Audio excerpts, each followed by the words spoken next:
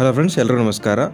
ಇದೀಗ ಕರ್ನಾಟಕ ಸರ್ಕಾರದಿಂದ ರಾಜ್ಯಾದ್ಯಂತ ಖಾಲಿ ಇರುವಂತಹ ಗ್ರಾಮ ಆಡಳಿತ ಅಧಿಕಾರಿ ಹುದ್ದೆಗಳಿಗೆ ಇದೀಗ ನೇರ ನೇಮಕಾತಿಯನ್ನು ಮಾಡಿಕೊಳ್ಳಲು ಆನ್ಲೈನ್ ಮೂಲಕ ಅರ್ಜಿಗಳನ್ನು ಆಹ್ವಾನಿಸಲಾಗಿದೆ.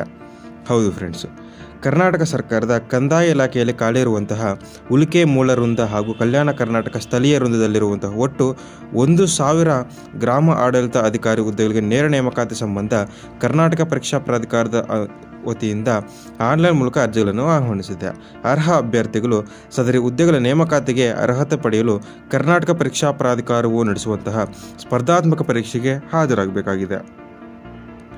ಹುದ್ದೆಯ ವಿವರ ಬಂದ್ಬಿಟ್ಟು ಗ್ರಾಮ ಆಡಳಿತ ಅಧಿಕಾರಿ ಅಂದರೆ ವಿಲೇಜ್ ಅಕೌಂಟೆಂಟ್ ಆಫೀಸರ್. ಇವರಿಗೆ ವೇತನ ಶ್ರೇಣಿ ಬಂದ್ಬಿಟ್ಟು 21,400 ರೂಪಾಯಿಂದ 42,000 ರೂಪಾಯಿವರೆಗೆ ಇರುತ್ತೆ. ಒಟ್ಟು ಹುದ್ದೆಗಳ ಸಂಖ್ಯೆ 1,000 ಹುದ್ದೆಗಳು ಖಾಲಿ ಇವೆ. ಶೈಕ್ಷಣಿಕ ವಿದ್ಯಾರ್ಹತೆ ಬಂದ್ಬಿಟ್ಟು ಗ್ರಾಮ ಆಡಳಿತ ಅಧಿಕಾರಿಯಾಗಲು ದ್ವಿತೀಯ PUC ಅಥವಾ ತತ್ಸಮಾನ ಪದವಿಯನ್ನು ಪಡೆದಿರಬೇಕಾಗುತ್ತದೆ. ತತ್ಸಮಾನ ಪದವಿ ಅಂದರೆ ಏನು ಅಂತ ನಿಮಗೆ ಡೌಟ್ ಇರಬಹುದು. ಅಂದರೆ CBSE ಮತ್ತು ICSE ಮಂಡಳಿಯು ನಡೆಸುವಂತಹ 12ನೇ ತರಗತಿ ಪಾಸಾಗಿರಬೇಕು. ಇತರೆ ರಾಜ್ಯ ಸರ್ಕಾರದ ಪರೀಕ್ಷಾ ಮಂಡಳಿಗಳಿಂದ ನಡೆಸುವಂತಹ 12ನೇ ತರಗತಿ ಪಾಸಾಗಿರಬೇಕು. ಅಥವಾ NIOS ವತಿಯಿಂದ ನಡೆಸುವಂತಹ ಉನ್ನತ ಪ್ರೌಢಶಿಕ್ಷಣ ಕೋರ್ಸ್ HSC ಪರೀಕ್ಷೆಯನ್ನು ಪಾಸಾಗಿರಬೇಕು.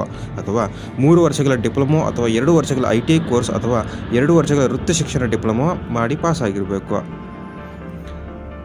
ಅಭ್ಯರ್ಥಿಗಳು NIOS ವತಿಯಿಂದ ನಡೆಸುವಂತಹ ಒಂದು ಭಾಷಾ ಕೋರ್ಸ್ ಮತ್ತು ಒಂದು ಶೈಕ್ಷಣಿಕ ವಿಷಯದಲ್ಲಿ ಅಥವಾ ಪದವಿ ಪೂರ್ವ ಮಂಡಳಿಯು ನಡೆಸುವ ಪರೀಕ್ಷೆಯಲ್ಲಿ ಒಂದು ಭಾಷೆ ಮತ್ತು ಒಂದು ವಿಷಯದಲ್ಲಿ ಉತ್ತೀರ್ಣರಾದರಲ್ಲಿ ಮಾತ್ರ PUCಗೆ ತತ್ಸಮಾನವೆಂದು ಪರಿಗಣಿಸಬಹುದು.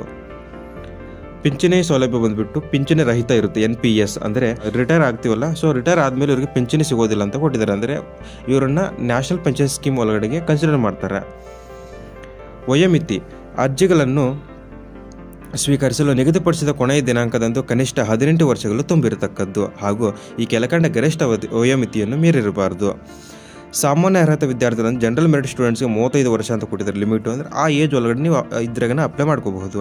ಪ್ರವರ್ಗ 2A 2B 3A 3Bಗಳಿಗೆ 38 ವರ್ಷ, ಪರಿಶಿಷ್ಟ ಜಾತಿ ಪರಿಶಿಷ್ಟ ಪಂಗಡ ಮತ್ತು ಪ್ರವರ್ಗ 1 ಅಭ್ಯರ್ಥಿಗಳಿಗೆ 40 ವರ್ಷಗಳು.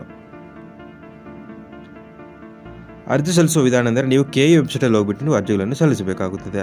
ಮತ್ತು ಅರ್ಜಿಗೆ ಯಾವಾಗ ಪ್ರಾರಂಭ ಆಗಿದೆ ಅಂದರೆ ಪ್ರಾರಂಭ ಆಗುವ ದಿನಾಂಕ ಬಂದುಬಿಟ್ಟು ಮಾರ್ಚ್ 4 ಬೆಳಗ್ಗೆ 11 ಗಂಟೆಯಿಂದ ಶುರು ಆಗುತ್ತೆ. ಆನ್ಲೈನ್ ಮುಖಾಂತರ ಅರ್ಜಿ ಸಲ್ಲಿಸಲು ಕೊನೆಯ ದಿನಾಂಕ ಬಂದುಬಿಟ್ಟು ಏಪ್ರಿಲ್ 3 ರಾತ್ರಿ 11:59 ನೀವು ಅರ್ಜಿಗಳನ್ನು ಸಲ್ಲಿಸಬಹುದು. ಶುಲ್ಕ ಪಾವತಿ ಮಾಡಲು ಕೊನೆಯ ದಿನಾಂಕ ಏಪ್ರಿಲ್ 6ನೇ ತಾರೀಕು ಆಗಿರುತ್ತದೆ. ಇನ್ನು ಶುಲ್ಕ ಎಷ್ಟು ಪೇ ಮಾಡಬೇಕಂತ ಇಲ್ಲಿ ಕೊಟ್ಟಿದ್ದಾರೆ ನೋಡಿ. ಜನರಲ್ ಮೆರಿಟ್ ಮತ್ತು OBC ಅವರಿಗೆ 750 ರೂಪೀಸು, SC ST ಪ್ರವರ್ಗ 1 ಮಾಜಿ ಸೈನಿಕ ಮತ್ತು ವಿಕಲಚೇತನ ಅಭ್ಯರ್ಥಿಗಳಿಗಾದರೆ 500 ರೂಪಾಯಿ ಅಂತ ಕೊಟ್ಟಿದ್ದಾರೆ. ನೀವು ಒಂದ್ಸಲ ಪೇ ಮಾಡಿದ್ಮೇಲೆ ನಿಮಗೆ ಯಾವುದೇ ಕಾರಣಕ್ಕೂ ಅದನ್ನು ಹಿಂದಿರುಗಿಸಲಾಗುವುದಿಲ್ಲ.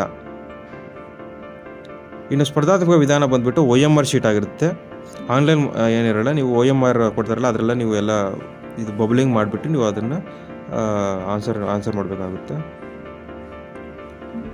ಸೊ ಇನ್ನು ಏನೇನಿರುತ್ತೆ ಅಂತ ಹೇಳ್ಬಿಟ್ಟು ಎಲ್ಲ ಸಿಲೆಬಸ್ ಎಲ್ಲ ಕೊಟ್ಟಿದ್ದಾರೆ ಫ್ರೆಂಡ್ಸ್, ಇವೆಲ್ಲ ಓದ್ಕೊಳ್ರಿ. ನಾನು ಸಿಲೆಬಸ್ ಲಿಂಕ್ ಇದು ನೋಟಿಫಿಕೇಶನ್ ಲಿಂಕ್ ನಿಮ್ಗೆ ಡಿಸ್ಕ್ರಿಪ್ಷನ್ ಕೊಡ್ತೀನಿ. ಎಲ್ಲ ನೀಟಾಗಿ ಡೌನ್ಲೋಡ್ ಮಾಡ್ಕೊಂಡು ಓದ್ಕೊಂಡು ನಿಮಗೆ ಅದು ಹಾಕಬೇಕನ್ಸಿದ್ರೆ ಮಾತ್ರ ಹಾಕಿ. ಸೊ ಇದು ಫ್ರೆಂಡ್ಸ್ ಇವತ್ತಿನ ಮಾಹಿತಿ. ನಿಮ್ಗೆ ವಿಡಿಯೋ ಇಷ್ಟ ಆಗಿದೆ ಅನ್ಕೊತೀನಿ. ಇದೇ ರೀತಿ ಸರ್ಕಾರದಿಂದ ಬರುವಂತಹ ಹೆಚ್ಚಿನ ವಿಡಿಯೋಗಳಿಗಾಗಿ ನಮ್ಮ ಚಾನಲ್ಗೆ ಸಬ್ಸ್ಕ್ರೈಬ್ ಮಾಡ್ಕೊಳ್ರಿ ಮತ್ತು ವಿಡಿಯೋ ವೀಕ್ಷಣೆ ಮಾಡಿದ್ದಕ್ಕಾಗಿ ಎಲ್ಲರಿಗೂ ಧನ್ಯವಾದಗಳು. ಶುಭ ದಿನ.